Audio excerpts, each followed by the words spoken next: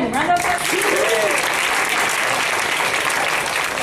Hello everyone. Yeah, as I said, I'm going to be talking about ayahuasca tonight. If you hadn't heard about it, well, anyway. 4 years ago, I had a different name. And 4 years ago, I had no idea of the ways in which my life was going to develop. 4 years ago, I was literally a different person. And that was because I hadn't yet discovered ayahuasca. What ayahuasca is a kind of tea made from plants. Now, I'll get into what it does a little later on in the talk. Traditional ayahuasca comes from South America, most notably in Peru and Ecuador, but it's not limited to those areas. Shamans use it to treat a variety of illnesses, including physical, mental, spiritual, and emotional illnesses, as well as to go on vision quests. This is accomplished by mixing together two plants, one of which contains dimethyltryptamine, DMT, and the other containing an MAOI, monoamine oxidase inhibitor. It's important to know that DMT is produced naturally by living things, and is orally inactive because of MAOs in our stomachs. Taking ayahuasca is deceptively simple. You just down it as fast as you can and then wait. There is, however, a lot of preparation that you need to do beforehand. There are very necessary dietary requirements that you need to follow for at least a week before doing it. And you need to be mentally prepared as well. Ayahuasca also exists here in Asia, albeit in a different form. The driving force is still DMT and an MAOI, but the plants used are bark from the Acacia confusa tree and Syrian rue seeds, whereas in South America, it's made from the ayahuasca vine and leaves of the chacruna tree. I stumbled across ayahuasca while living in Taiwan. A number of my friends had met this couple that had learned how to make it in Peru, and they'd all had these amazing experiences on their vision quests. I remember my friend telling me how she gave birth to herself and turned into a purple butterfly. Being a young guy in his early 20s, eager to explore everything, I naturally had my interest piqued by this. I had been studying alternative religions and psychological theories for a number of years at this point, and had gotten into energy healing whilst living in New Zealand for 8 months. As to what I expected, I don't know. I can tell you that I was lonely, angry, overweight, unsure of myself, frequently sick, and hiding a lot of myself from everyone that I knew. I had lost trust and faith in everything, and I needed help. So it was that a buddy in town who had taken the ayahuasca got the instructions and started making it, and I jumped at the chance. I started the diet, nothing fermented, nothing store-bought like sauces, etc., cutting out breads and sugars. And on April 4th, 2010, my friend came to my apartment to shepherd my experience. Asian ayahuasca is made of 2 drinks. The first is an MAOI and the second the DMT. It tastes horrible.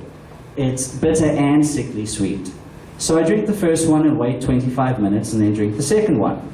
Time had gone very wonky at this point, but it didn't feel like it had taken that long. But before I knew it, I was throwing up everywhere.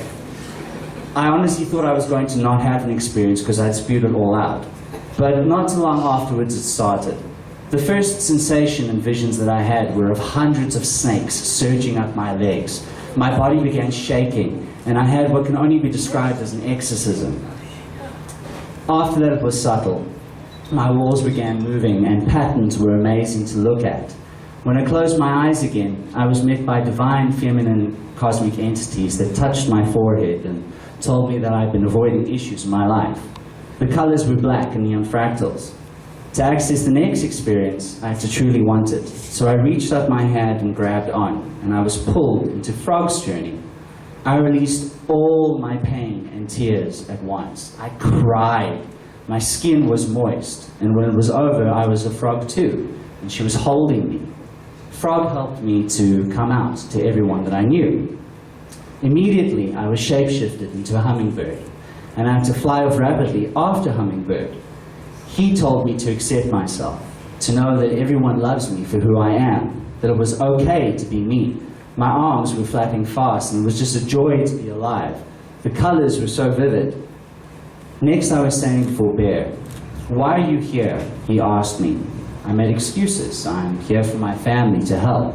Bam! He slapped me right across the face and yelled, "Why are you here?" I said, "I'm here for myself." His message was to trust self-reliance, to own my power and choices proudly. Then Snake returned. And the first thing he said to me was, "Why do you hate me?" I said, "I don't." He said, "You hate me because you hate yourself." Then he coiled around me and said, "You don't believe that anyone can love you, but I need to accept his love."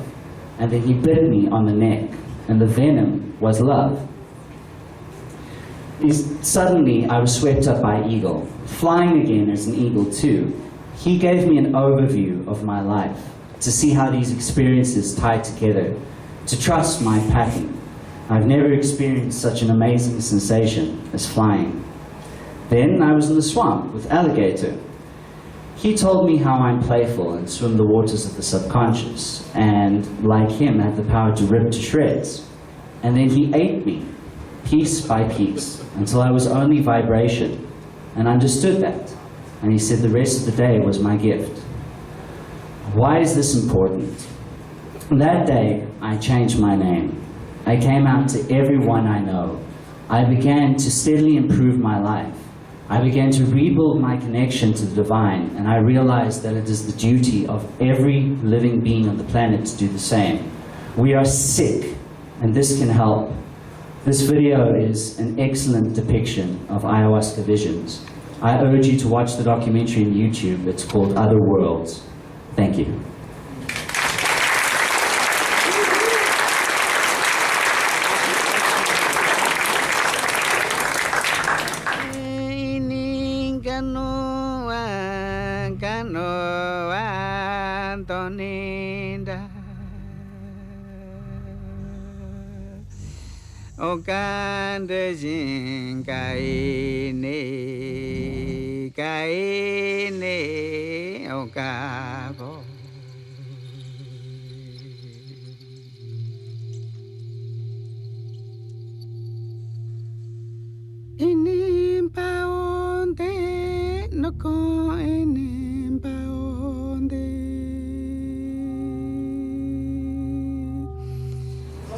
Thank you so much, Adrian. Unfortunately, the audio isn't working, but I will ask a loaded question because I have seen the video, and I do know that there's some beautiful singing that goes along with that video.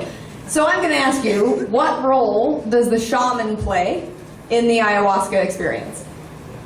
The role of the shaman in the ayahuasca experience is to mediate and help guide the people that are taking the vision medicine at the time. They do this in a number of ways by they will take the brew with the people that are busy having the experience, and they'll end up singing songs and just keeping an eye on what's happening with basically in the spirit world with the people that are under the experience. Like they sing, they call them icaros in South America. It's different songs which you use to like invoke the spirits and ask them to perform certain functions.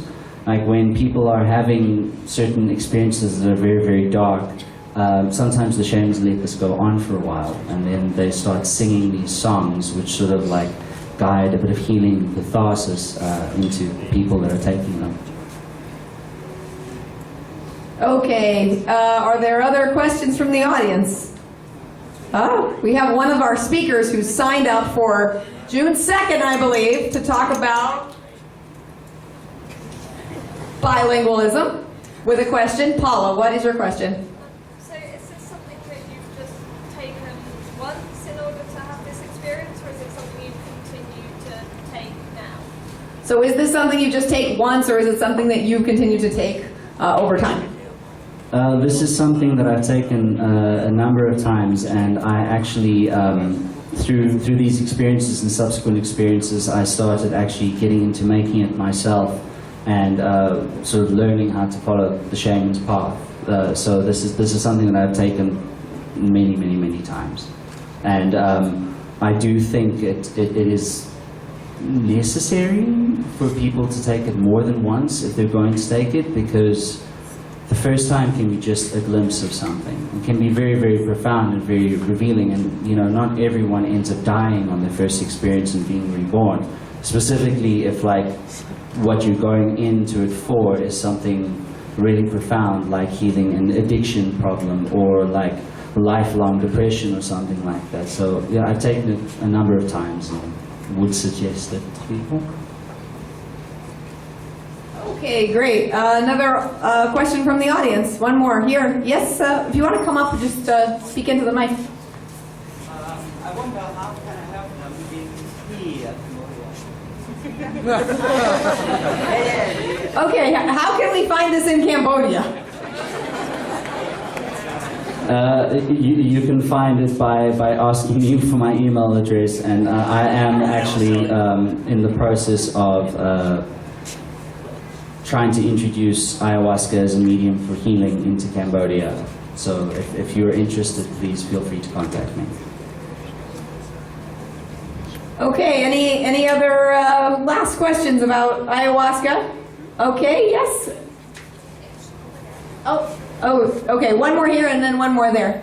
How long does it last? How long does it last?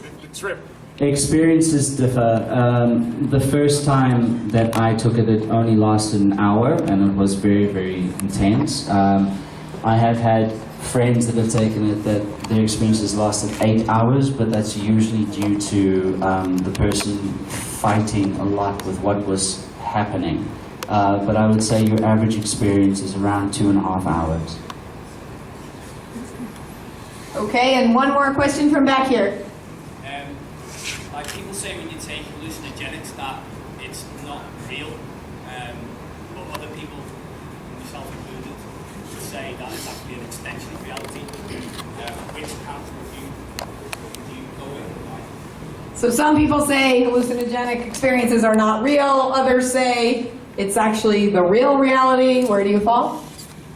It's difficult to sort of make a definitive claim, because then you're going to have people sort of jumping down your throats in one way or the other. But my experience is that these events that you come across under these hallucinogenics, specifically ayahuasca, are perceived as extremely real. And there have been a number of studies, especially done by scientists who have started out as extreme skeptics, just trying to go into the night. Like there's a documentary you can watch as well called DMT, the spirit molecule, which is done by a scientist who did all these studies.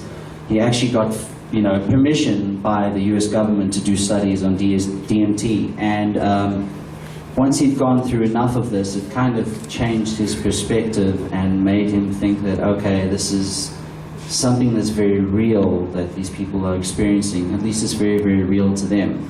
I think the sort of idea behind it is whether or not you think it's actually really happening, what happens to people as a result of it is very, very real.